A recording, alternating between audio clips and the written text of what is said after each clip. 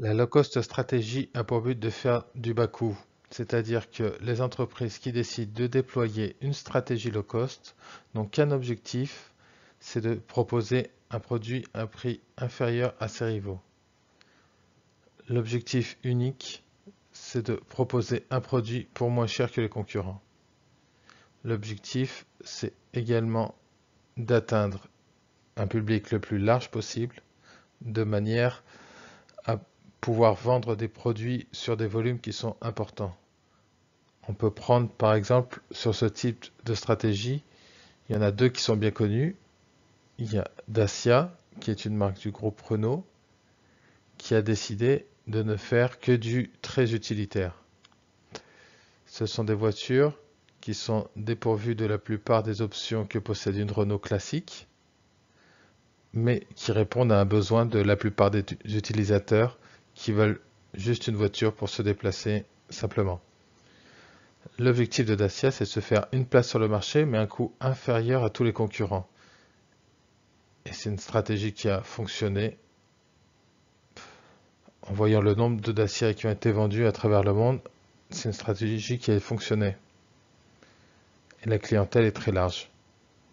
Il y a différents modèles. Donc ça s'adresse à un public qui est assez diversifié. Donc c'est une stratégie qui a été gagnante.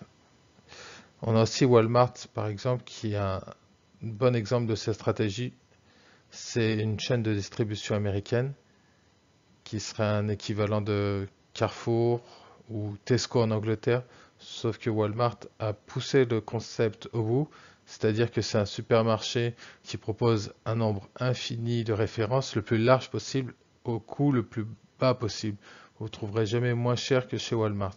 C'est leur credo, proposer des produits variés à un prix inférieur à n'importe quelle autre boutique aux alentours. Et donc, c'est aussi une stratégie gagnante. Les marges sont faibles, mais l'effet volume compense. Du coup, Walmart gagne beaucoup d'argent en déployant cette stratégie de low cost. Une variante de la stratégie de low cost, c'est la stratégie Focused Low Cost.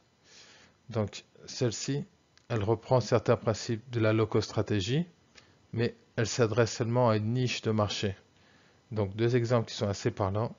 C'est par exemple Southwest, c'est la première low cost aéronautique, la compagnie aérienne qui a fait du bas prix et qui s'est spécialisée sur une niche de marché qui est le transport aéronautique aux États-Unis dans un premier temps d'un point A à un point B avec aucun service.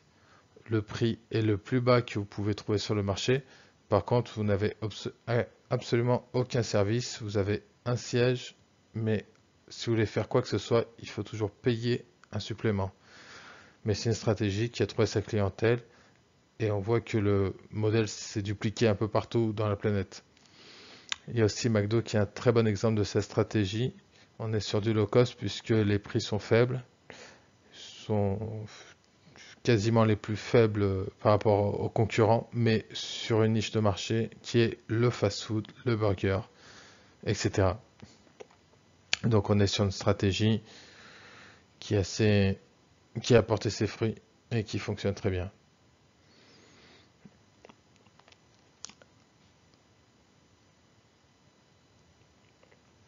Concernant la Focus Differentiation Strategy, c'est une stratégie de différenciation. Une stratégie de différenciation, ça signifie que vous allez proposer un produit différent de vos concurrents. Donc, focus, ça veut dire que vous allez attaquer un marché de niche. Et c'est souvent des marchés très innovants parce que la différenciation se fait généralement sur l'innovation. Alors, un très bon exemple, voire deux très bons exemples, sont par exemple Rolls-Royce. C'est clairement une stratégie de différenciation dans le luxe. On produit du luxe. Le prix n'est finalement pas important dans cette stratégie. En revanche, l'innovation est majeure. Les gens qui vont acheter une Rolls-Royce, c'est parce qu'ils savent qu'ils sont uniques et que vous ne les croiserez pas tous les coins de rue. Ils ont une stratégie de différenciation, mais qui est focus sur une niche de marché. Pour Rolls-Royce, c'est des voitures de luxe, mais on a aussi un bon exemple qui est FedEx, par exemple. FedEx, c'est un transporteur de colis. de colis qui permet d'envoyer des colis ou du matériel à l'autre bout de la planète dans un temps record. C'est très cher.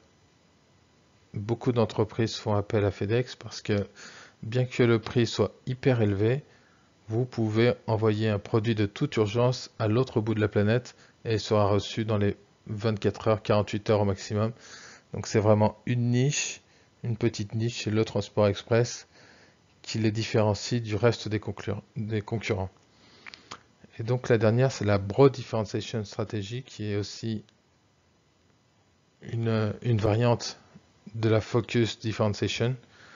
La principale différence, c'est qu'on est toujours sur une stratégie de différenciation par le produit, donc la plupart du temps sur des produits innovants, mais broad dans le sens où on va attaquer une large clientèle. Contrairement à la stratégie Focus, on va être sur une stratégie broad, une large clientèle. Un très bon exemple, c'est Apple. Apple, ce sont des produits chers, des produits très innovants, mais ce sont des produits qui sont vendus dans des volumes très importants. L'iPhone, le Mac, ce sont des produits qui s'écoulent par millions d'unités, malgré leur prix. Mais il y a une clientèle pour ça. Il y a beaucoup de gens qui sont prêts à payer très cher pour un iPhone ou pour un Mac, parce que le produit est très innovant, le produit est beau esthétiquement.